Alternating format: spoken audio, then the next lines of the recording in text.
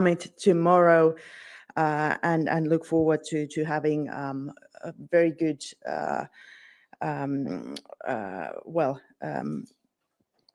solutions to this issue. And the main issue is, of course, that we are able to come up with a strong package, not just towards ramping up our defense and deterrence in Europe, but also to the aid of Ukraine in this challenging time. Of course, the most pressing issue is now the upcoming peace negotiations.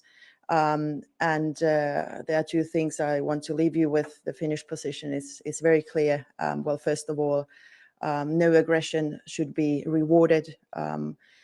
Ukraine has the right to its full sovereignty and territorial integrity, and we have the right and indeed keep on aiding Ukraine towards the freedom that their people have chosen as their future. In this endeavor, and also what comes to a possible ceasefire, Ukraine will need credible security guarantees and security arrangements, and we are open to, of course, also in this matter, step in. Russia will continue to pose a long-term threat to Europe, and we in the Nordics and Baltics have been intensifying our cooperation also in the hybrid space in order to better respond to these hostile threats. And I must commend Denmark's insurance inspections as an example for minimizing risks, as all the vessels through the Baltic Sea go through the Danish straits, and especially in countering the shadow fleet of Russia, which are used for both undermining the sanctions that we have put up strongly together against Russia, but also who do pose a threat to both the environment and the critical infrastructure. We have really shown our force in this regard, and our cooperation will continue.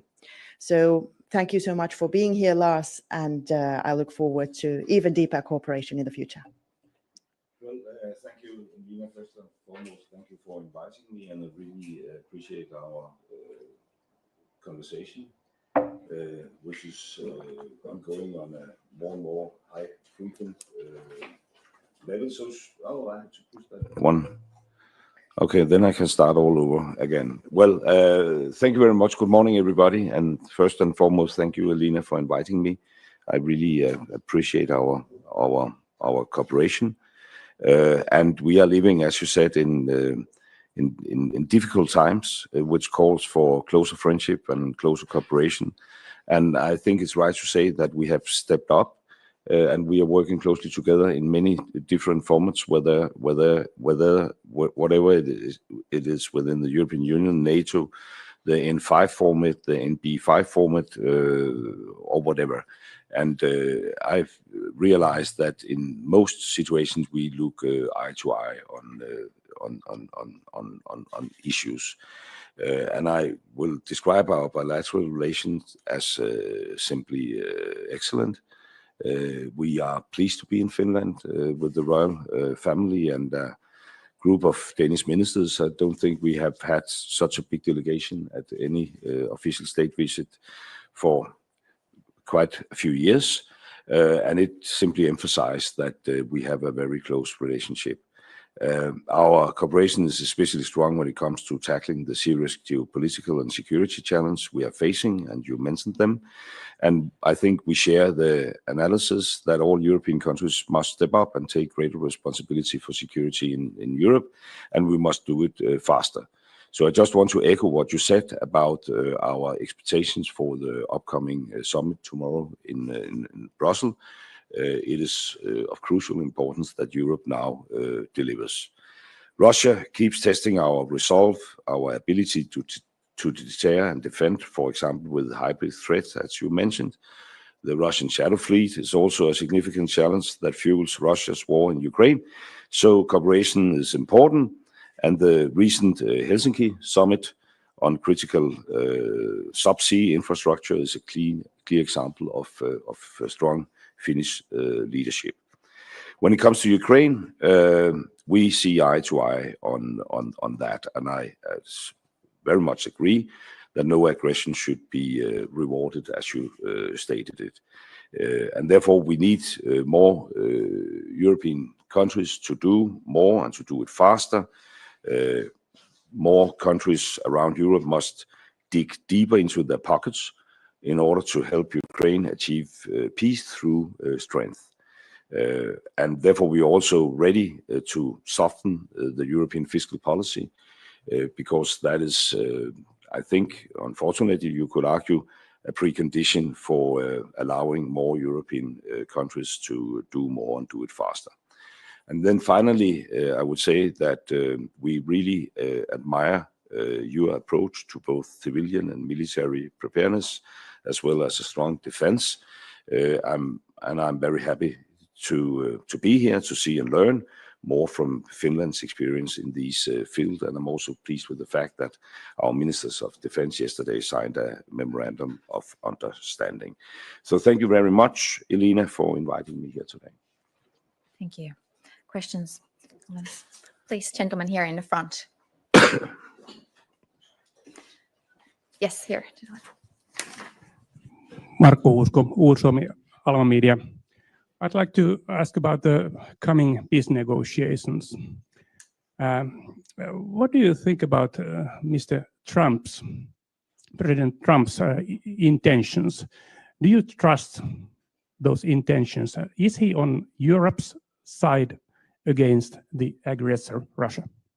Thank you. Well, let me start. Well, first of all, we can only applaud President Trump's strong dedication towards achieving peace in Ukraine. My experience also from my visits to Kiev is that nobody wants peace more than Ukraine. But at the same time, we understand in Europe, and especially I would say us Nordics and Baltics, probably best outside of Ukraine, what a proper peace looks like. And surely peace isn't the same as capitulation or surrender. So there needs to be, as said, a strong focus on the UN Charter and the fundamental rights of sovereign countries to not only exist, but also to their territory and, of course, to the freedom of their people. So this is very much the Finnish message that we are also conveying to our friends in America. Well, it will be down the same lines. I think everybody wants peace, and no one wants it more than Ukraine.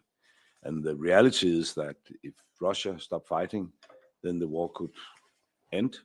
If Ukraine stops fighting, then there will be no Ukraine. So it's very clear to see the difference between the aggressor and the one who has been attacked. And we support a long-lasting, just and fair peace. I think we should explore the possibility, as proposed by this new European leadership, which consists of Macron and Starmer, the idea of a short truce, also to push Putin, because what's happening right now is that we are discussing among ourselves, and we do it in a very transparent way. And in the meanwhile, we have Putin in total silence within Kremlin. The American perspective is that he is ready to negotiate. I don't think we have exactly the same impression. We have to test that. So I think the idea of making a kind of step-by-step solution is an excellent one, which we want to support. We want peace, but not just in the meaning absence of fighting for a short while, which will enable Putin to re-ramp and remilitarize Russia and attack again. So, I mean, it's pretty complicated, but we need security guarantees, and this is something which is discussed these days. And in principle, we are ready to participate, of course. We have time for one more short question. Please, here in the front to the right. Please wait for the mic, please. Thanks.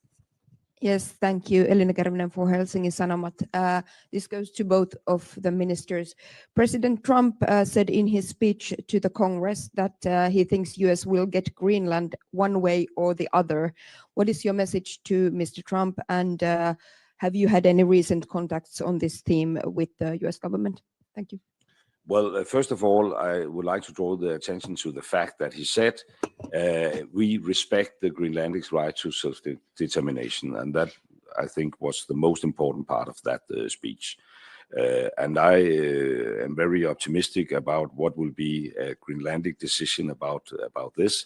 They want to loosen their ties to Denmark. We are working on that to have a more equal relationship. But I have no idea that they want to do that in order to become, an integrated part of America. So emphasizing what he did, the right to self-determination, I think was the most important part of the speech.